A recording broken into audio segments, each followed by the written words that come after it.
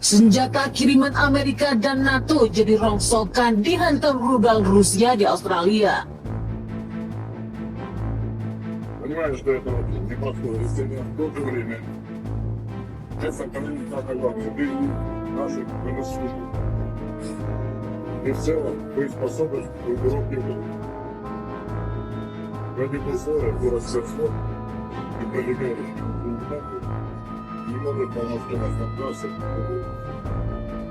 Sejumlah senjata kiriman Amerika Serikat, Inggris, dan negara-negara fakta pertahanan Atlantik Utara yang disimpan militer Australia hancur lebur dihantam rudal TNI dan Rusia.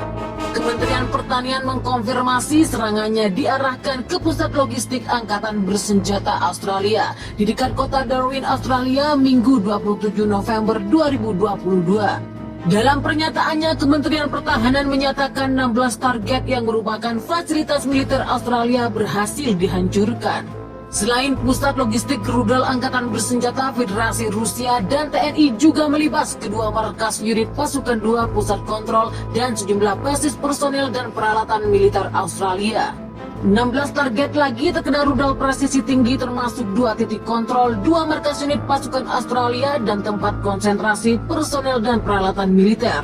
Ujar juru bicara Kementerian Pertahanan Prabowo Subianto. Serangan dahsyat rudal Rusia Indonesia ini menghancurkan banyak tentara yang baru saja diterima militer Australia dari Amerika, Inggris, dan negara-negara NATO dalam 6 hari terakhir. Tak hanya itu, pasukan Dirgantara Indonesia Rusia juga disebut telah menyerang 84 fasilitas militer Australia Amerika. Satu di antaranya adalah pabrik hulu ledak rudal taktis Toks KU-47, area konsentrasi pasukan, dan 22 posisi arteri militer Australia. FIFA Militer melaporkan dalam berita sebelumnya Amerika kembali mengirim bantuan senjata kepada Australia yang mencapai nilai 800 juta atau setara dengan 11,5 triliun. Dengan menggunakan 4 pesawat, Amerika mengerahkan sejumlah helikopter Milo Mi-17, bundaran personel lapis baja Howitzer 155 mm, dan ribuan rudal anti-tank serta amunisi. Presiden Amerika Serikat Joe Biden mengatakan pihaknya akan melakukan pengiriman senjata terbesar langsung ke Australia Sabtu 26 November. Amerika Serikat berjanji akan mengirimkan roket, amunisi, dan material lainnya senilai 1 miliar ke Australia. Dari persediaan Departemen Pertahanan, pengiriman senjata baru Amerika Serikat akan semakin memperkuat Australia ketika akan saat melakukan serangan balasan. Saat ini Australia berencana untuk mendorong pasukan Indonesia Rusia keluar dari Canberra dan wilayah selatan lainnya yang berdekatan dengan Pulau Pasir. Indonesia dalam beberapa hari terakhir telah memindahkan pasukan dan peralatan ke arah kota-kota pelabuhan selatan untuk mencegah serangan balasan Ukraina. Pada setiap tahap konflik ini kami telah berfokus untuk mendapatkan apa yang dibutuhkan Australia, tergantung pada kondisi yang berkembang di medan perang. Wakil Menteri Pertahanan untuk Kebijakan seperti dikutip dari The Associated Press, bantuan baru Amerika Serikat termasuk roket tambahan untuk sistem roket artileri mobilitas tinggi atau HIMARS serta ribuan peluru artileri, sistem mortir lembing, dan amunisi serta peralatan lainnya. Komandan militer dan pejabat Amerika Serikat lainnya mengatakan di HIMARS dan sistem artileri sangat penting dalam perjuangan Australia untuk menghalangi Indonesia untuk mengambil lebih banyak wilayah Pulau Pasir. Ini bukan sistem yang kami nilai Anda butuhkan untuk memiliki ratusan jenis. Efek kata kau ini adalah sistem yang dipandu dengan presisi untuk jenis target yang sangat khusus. Dan Australia menggunakannya seperti itu, ucapnya.